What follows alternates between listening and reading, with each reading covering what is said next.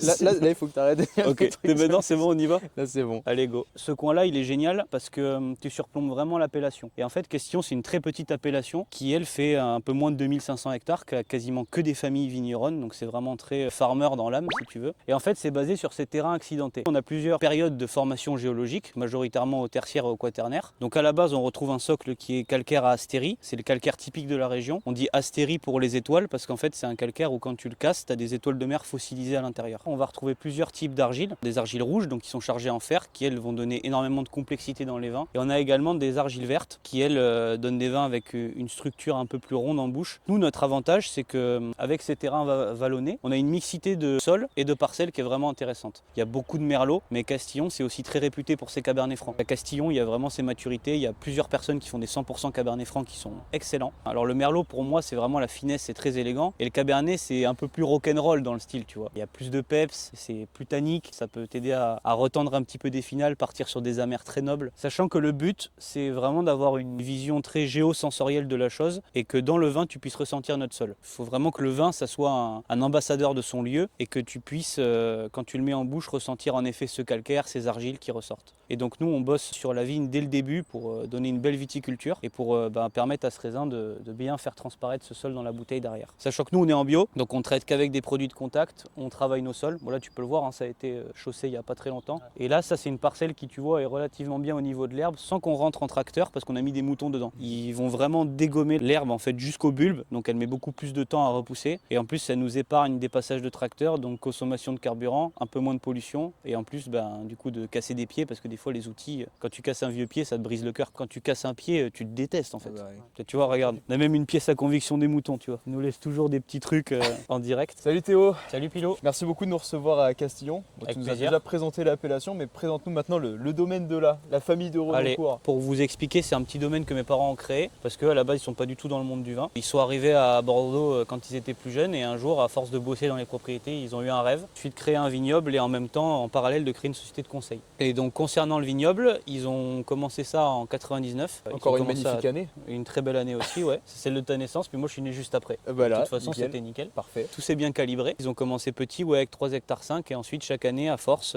de pouvoir acheter un petit peu des petits bouts de parcelles par-ci par-là quand l'occasion était dispo. Au fur et à mesure de l'évolution, on est sur un domaine qui fait maintenant 11 hectares 5, qui est en très très grande majorité de rouge. On a 75% de merlot pour 25% de cabernet franc. Toute petite production en blanc un peu confidentielle dont on va parler après juste ici. Donc on est en plein cœur de Castillon, on est sur l'appellation de Sainte-Colombe. Et donc là on se retrouve vraiment sur ces coteaux argilo-calcaires qui sont sur des sols calcaires astérie. Ton blanc il sera sous appellation Castillon. Bah non, c'est du chardonnay. Le blanc c'est du chardot, ouais, exact. Ouais. Donc c'est en vin de France. Ouais. Alors après peut-être qu'à l'avenir il y aura une appellation blanc de Castillon parce qu'on voit qu'il y en a beaucoup qui sont C'est dans développés les dires, Bordeaux. je crois. Hein. Ouais, c'est ce qu'on entend parler. Donc pourquoi pas, mais pour l'instant, écoute, vin de France depuis le début, parce que comme on est en chardonnay, on prétend pas à l'appellation et ça nous va aussi. Pour te présenter un petit peu la parcelle, c'est une vigne qui a été plantée en 2014 sur un schéma original parce qu'elle n'est pas du tout bordelaise. On se retrouve donc sur des piquets qu'on appelle des échalas, vraiment comme dans la partie nord du Rhône, quoi, Ouais, comme c'est ce ça. qu'on peut retrouver en Côte-Rôtie, Saint-Joseph, donc tous ces très beaux vignobles. Et on la taille en gobelet et surtout on est à très haute densité puisqu'on est à 14 000 pieds par hectare. Comme tu le vois, elle est plantée hyper serrée, donc en fait il n'y a rien qui est mécanisable. Ici on fait tout à la main. Le but c'est d'en planter un max possible pour contraindre vraiment la racine et forcer à les piocher vraiment dans la dalle calcaire pour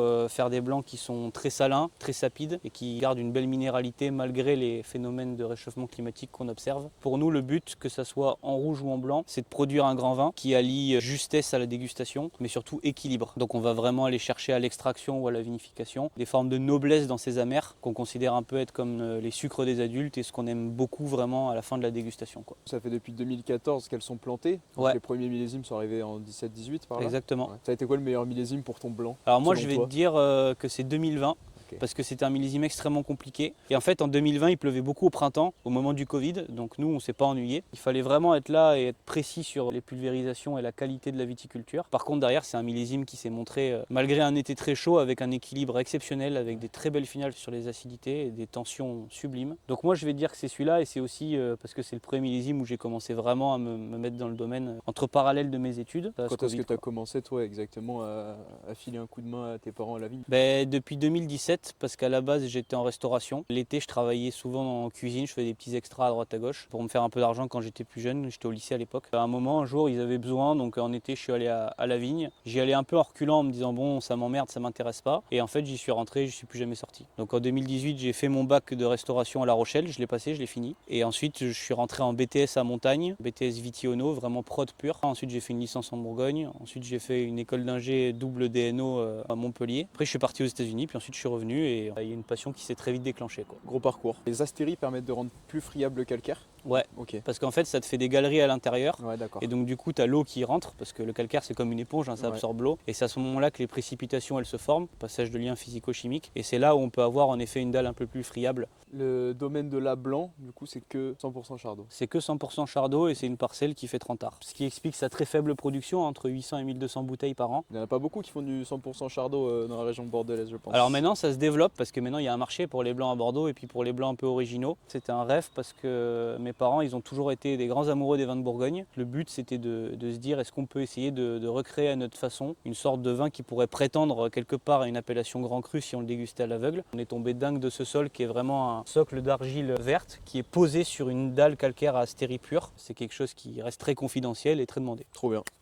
Tout ce bâtiment-là que vous voyez ici, il a été édifié après les années 2000. Tout a été créé complet, hein. C'est un bâtiment qui n'existait pas et qui est fait sur 2 strates où en fait sur le premier niveau ici, on est sur la partie vinif, donc réception de la vendange, encuvage, vinification. Et après sur la partie qui est sous nos pieds qu'on verra après, c'est la cave d'élevage. Donc c'est vraiment une cave qui est creusée dans le calcaire et qui contient les barriques, les wine globes et les demi-muits. Donc ce qui est pas mal, c'est que ça nous permet d'entonner directement avec des débits de pompe très faibles, presque en 100% gravitaire. Mais il passe par où ta pompe là, pour aller en bas? Là où tu vois la balle, on fait passer le tuyau dedans. Ok. C'est un trou. Premier trait à la vigne, ensuite le raisin arrive ici. Il est éraflé. On enlève à peu près 85-90% des rafles. On va en garder sur des parcelles où on a eu des maturités vraiment parfaites. Ensuite, ça tombe sur une table de tri vibrante. On va avoir toutes les baies qui sont vraiment une par une comme des grosses billes, hein, un peu comme du gros caviar, quoi. Et où là, on va faire notre deuxième tri pour être précis. Donc là, on enlève tout ce qui est débris végétaux, petits résidus de feuilles, petits trucs comme ça. Et ensuite, ça tombe dans des bacs. C'est pas foulé. Avec la gravité, Ça la tombe. première partie qui tombe, elle s'éclate. Donc en fait, tu as quand même un peu de jus en suspension et le reste, c'est vraiment de la bille entière. Le but de faire ça, c'est qu'on va pouvoir commencer à faire des remontages. C'est comme une sauce en fait. Plus tu arroses sur ta viande et meilleur c'est. Donc plus on remet du jus sur nos pellicules, plus on va choper des acides aminés, plus on va choper des tanins, plus on va choper de l'azote et plus on va activer nos levures. On n'utilise que des levures indigènes, donc propres au raisin. Donc nos cuves, elles mettent entre 2 et 3 jours à partir quand même. Comme on garde cette baie qui est complètement entière, on va pouvoir décider précisément du moment où on va l'éclater. Et quand on va l'éclater, c'est hyper important. C'est là où les composants les plus forts, couleur tanin, sont vraiment relâchés. Quand on arrive au milieu pile de la fermentation, là on va réaliser des pigeages, où là on vient éclater nous-mêmes. Ok. Tu Non. le fais avec quoi? C'est un gros manche en inox avec vraiment comme une grosse raquette en bas et c'est ce qui permet d'éclater. Une fois que ça s'est fait, donc la fermentation est terminée, là on écoule notre vin de goutte, on va l'entonner déjà en premier et ensuite on va faire du vin de presse avec ces pressoirs-là. C'est génial, c'est un pressoir vertical qu'on a rentré au domaine il y a 3 ans, qui a un système de poulie qui est paramétrable avec des modes et tout est retouchable en direct. Le but c'est d'avoir une pression continue. Souvent dans le monde du vin, les presses, ça fait peur aux gens, c'est un peu plus rêche, c'est un peu plus puissant, c'est un peu plus amer. Alors que nous, comme je te dis, on assemble tout. Tu vois là, ça c'est les paniers qu'on met, qui sont faits un peu comme des filtres à thé, c'est-à-dire que tu mets ton panier, ensuite tu mets tes raisins, tu remets un panier, tu remets tes raisins, tu remets un panier, et du coup ça te fait comme ton drain, tu vois, comme un sachet de thé. Une fois que ça c'est fait, les presses elles sont élevées séparément, elles sont que dans des vieux fûts, et donc après on va passer sur l'élevage qui va durer lui entre 16 et 18 mois. La malo se fait en direct dans le fût, on se fait ensuite un premier sous-tirage après malo pour pouvoir enlever les lies grossières. Le style des pressoirs artisanaux à l'ancienne, Ouais, comme ça. moi j'aime bien ça. Ouais, ça fait penser à la Champagne. C'est ça. Je vais allumer et vous me rejoignez quand c'est allumé. Rejoindre quand c'est allumé. Let's go la team. La team, on allume. Suivez le Yeds. Et donc là, c'est nos nouveaux joujoux, des foudres. En plus d'avoir des wine globes comme on a ici, des fûts classiques 225 et des demi-muits, on a mis des foudres en plus pour pouvoir justement rapporter une complexité en plus de l'élevage. Donc celui-là, il est gravé, c'est mon préféré, c'est un Seguin. Mais on a également 2 fûts Stockinger qui eux sont plus connus pour les blancs. Mais là, on teste des merlots sur des vieilles vignes. Et là, donc les Stockinger juste ici, qui eux sont pas gravés. Mon délire avec les Stockinger, il vient de Thibaut Boudignon parce que j'ai bossé chez lui. C'est mon mentor, c'est comme un grand frère Thibaut, tu vois, c'est quelqu'un que j'apprécie énormément. Il m'a toujours dit que le Stockinger c'était autre chose, quoi, tu vois. Tac. Hop, et bienvenue dans la cave d'élevage. Ah, elle est magnifique. Tout le bloc de calcaire a été extrait. Tout ce que tu ressens ici, c'est naturel. Il n'y a pas de clim, il n'y a pas d'humidificateur. L'humidité et l'air froid se diffusent naturellement à travers la pierre. Quand tu sors, tu te retrouves sur cette petite plateforme qui est magnifique, tu vois, qui est nichée entre les arbres comme un petit coin de paradis. Tu peux bosser tes fûts, mais surtout le dimanche, tu peux te faire des petits repas sympas aussi. Ouais, ici c'est très cool, c'est très sympa. Ah, est-ce qu'il y a un impact que Castillon soit passé Côte de Bordeaux au lieu de Côte de Castillon? C'est vrai qu'à l'époque, comme Castillon, c'est pas très connu. Quand ça s'appelait Côte de Castillon, les gens Castillon, ils savent pas où c'est. Est-ce que c'est dans le Languedoc? Est-ce que c'est à Bordeaux? Est-ce que c'est dans le Rhône? Là, le fait de marquer Castillon, Côte de Bordeaux, ils savent que c'est à Bordeaux. Après, t'en as qui pensent que c'est en rive gauche. Bon, je peux pas les aider, tu vois. C'est pour ça qu'il faut suivre un vin de rouille, comme ça t'apprends. Comme ça, t'apprends. Tu vas réviser tes cartos, t'auras tes bases, tu seras heureux. Tu me diras pas que Castillon, c'est à côté de Pauillac. Alors là, les gars, on va goûter un truc vraiment confidentiel. Je fais parce que je vous aime bien, parce que je fais pas goûter le blanc. En fait, j'ai un bébé fût de blanc, en plus des wine globes. Donc 90% de vert et t'as 10% de fût. Le wine globe, lui, comme on supprime l'oxygène et qu'il est complètement inerte, tu concentres vraiment sur la pureté pure du fruit. Sur la tension, sur la minéralité, sur l'acidité. Ce petit fût là, il va me permettre de donner un côté un peu plus gourmand au blanc. De donner un petit côté léger brioche, tu vois. Hop. J'ai pas pris de crachoir, qu'en général, les grands vins, ça se crache pas. Voilà. Faut juste pas montrer qu'on boit en vidéo, parce qu'après, ils me disent ouais, la loi est vin. Ah ouais, t'as pas le droit? On n'a pas le droit de dire que ton vin, il est bon en fait. Qu'est-ce qu'on fout là? Tant mieux, il est dégueulasse.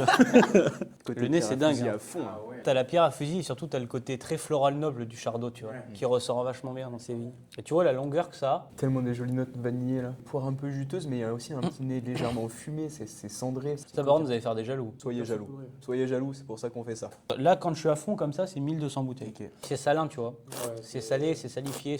Donc ça, c'est un lot, 80% de vieilles vignes de Merlot et à peu près 20% de nos vieilles vignes de Cab.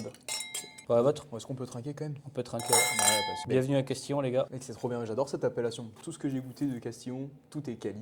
Les vins de Castillon, sincèrement, c'est des rapports qualité-prix exceptionnels, quoi. Ça sent très Donc bon. ça, tu vois, t'as typiquement, on en parlait tout à l'heure, t'as la pivoine, t'as les épices, t'as le poivre hyper léger, c'est presque Sichuan. Cette légère note un petit peu menthol, très élégante, tu vois. Et c'est ce que nous, on veut. Parce que si tu perds cette note menthol, tu peux tomber malgré toi dans le confituré. Et nous, on veut pas ça, tu vois. Ouais, je pense qu'on va comprendre l'intérêt de l'assemblage avec la jeune vigne. Mais tu vas voir la tension que peuvent te rajouter un peu de jeune vigne. Donc ça, pareil, donc pré-assemblage du domaine un peu en exclu. On a assemblé donc toutes les fins de l'eau à proportion égale sur Anna Vénus 24. Donc barrique, demi-muit d'un vin du coup, sur une tonnellerie qu'on aime beaucoup. Anna, l'avantage de cette tonnellerie, Anna Jaillet, c'était la petite fille d'Henri Jaillet. Et en fait, son mari, il est mérandier. Tu as directement les meilleurs cœurs de vieux chênes, tu as l'accès aux sélections de bois les plus nobles. C'est une petite tonnellerie, mais c'est pour moi quelque chose qui est vraiment exceptionnel, quoi. Alors là, typiquement, tu reviens sur l'épice, tu as quand même encore la fleur très délicate, mais tu vas voir en bouche, la tension, elle a rien à voir. Ouais, Bien, la caméra elle Tiens, tourne. je vais- Elle sent vachement bon cette barrique là. J'aime bien ce qu'elle apporte là sur le vin. Mais là c'est trop bien parce qu'entre la vieille vigne effectivement où t'as un tanin qui est plus marqué et là où t'as un tanin qui est vachement plus velouté en finesse, c'est un travail de ouf en fait. Et je me rappelle, quand je suis arrivé en école d'ingé, j'avais des cours de sol. Donc comment le sol se formait, comment il se dégradait, comment il fallait le travailler, le préserver. Moi je me suis saigné, tu vois, j'ai fait de la mécanique des fluides, je comprenais rien. J'ai fait de la biochimie appliquée, je comprenais rien. Je révisais pendant des heures pour avoir 9,8 et aller au rattrapage, tu vois. Je me faisais chier sa mère. J'arrive en Vitiono parce que pendant 1 an et demi, t'es en général. Premier cours prof de sol. Le mec qui rentre, il s'assoit. Le sol, ça n'a pas d'effet dans le vin. Je le regarde, je lève la main et je dis ça veut dire que si je plante le même cépage sur du sable, sur de l'argile, sur du calcaire, j'ai le même vin. Et le mec, il me regarde comme ça. C'est l'universitaire classique. Ouais, ça change rien. C'est que ta quantité d'eau qui fait le vin. J'ai pris mon sac, je me suis barré du cours. Il dit pourquoi vous partez? Il dit il faut pas qu'on reste dans la même pièce, monsieur. Je suis parti. Je peux pas concevoir qu'on t'explique que le sol, ça sert à rien. C'est comme si t'achètes une viande de merde et tu te dis bah tout le monde y verra que du feu. Tu sens quand la vache elle est élevée au taser. Hein. Est-ce que tu peux juste me la refermer, s'il te plaît, poulet? Appelle-moi James. Bombe. Paf. Plein de bousin.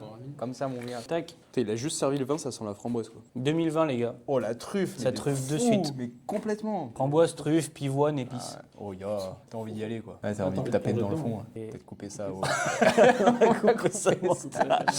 Le but, c'est de faire des vins qui fassent plaisir. Donc à partir du moment où tu pètes ta quille, elle est bonne. Si tu veux la garder, plus tu la gardes, plus tu gagnes. Mais si tu veux la boire, tu vas kiffer. Et c'est marrant parce que j'ai même un côté épicé, mais en poudre de piment un peu au nez. C'est de la bombe. Et tu nous as toujours pas expliqué pourquoi domaine de là. Alors, bonne question. En fait, mes parents, déjà, ils voulaient appeler ça un domaine. Ils voulaient pas un château. Parce qu'on n'a pas vraiment de bâti sur la propriété. Et que domaine, ça fait très vigneron, tu vois. Ouais. Et ensuite, là, parce que A, c'est la première lettre de l'alphabet. Donc, ça signifiait le commencement de quelque chose. Et le petit sigle que tu retrouves à l'arrière, qui te questionnait tout à l'heure, Ouais. c'était le logo des vieux paysans protestants de Castillon. Tu avais le poisson pour la pêche et la chasse, donc pour la viande, la pipe pour le savoir-être et la joie de vivre, et la chaussure pour l'artisanat. Donc en gros, tu as assez pour t'habiller, tu as assez pour profiter, et tu as assez pour manger. Et 19, très très beau millésime aussi.